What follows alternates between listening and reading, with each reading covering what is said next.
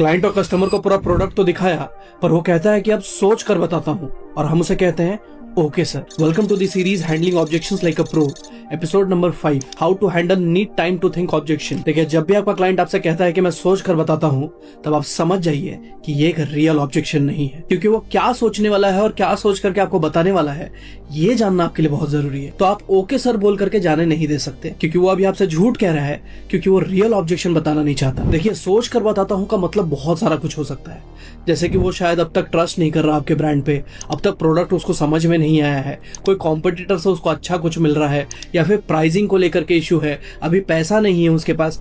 कितने सारे ऑब्जेक्शंस आ गए जो कि रियल हो सकते हैं, बट सोच कर बताता हूं एक रियल ऑब्जेक्शन कभी नहीं होता। तो अगर मैं उसे डील कर रहा होता तो मैं उसको कहता कि मिस्टर देसाई, बिल्कुल जायज है आपका सोचना, और कोई भी बड़ा डिसीजन लेने से पहले सोचना जरूरी है। बट क्या मैं जान सकता हूं कि जस्ट आउट ऑफ क्यूरियोसिटी आप किस चीज के ऊपर सोचने वाले हैं, प्राइसिंग के ऊपर या फिर प्रोडक्ट के ऊपर? जिसके बाद वो मुझे अपना रियल ऑब्जेक्शन बताएगा कि आखिर क्या सोचने का वो टाइम लेने वाला है, और फिर मैं जाकर के उसके रियल ऑब्जेक्शन के ऊपर उसको पिच करूंगा या फिर उसके उस ऑब्जेक्शन को सॉल्व करूंगा। बट अब आप सोच रहे होंगे कि इसे स्टेप बाय स्टेप कैसे करें जिससे कि आपके लिए ये प्रोसेस ईजी हो जाए।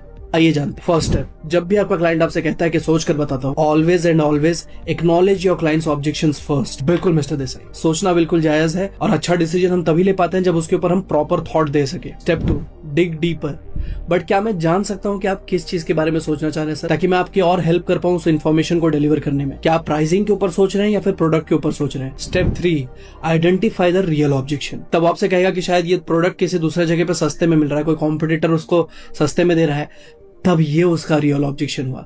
अब आप उसके इस ऑब्जेक्शन को सॉल्व करोगे तो उसके डिसीजन मेकिंग और इजी होगा, जहां पे अब आप उसे बताओगे कि आप क्यों उससे ज्यादा वैल्यूएबल हो, क्यों आप ज्यादा चार्ज कर रहे हो, या फिर क्यों आपका प्रोडक्ट या सर्विसेज प्रीमियम लेवल पे वैल्यू कर रहा है। और अगर मान लीजिए कि वो कहता है कि प्राइसिंग इशू है, अभी उसके पास पैसा नहीं है या बजट नहीं है, तब आप उसे फाइनेंस लेवल पे गाइड कर सकते हो, जो कि उसका वो रियल ऑब्जेक्शन होगा। बट सोच के बताता हूं मैं, कभी वो रियल ऑब्जेक्शन को टारगेट हो ही नहीं पाएगा, तो सेल कभी भी क्लोज हो ही नहीं पाएगा।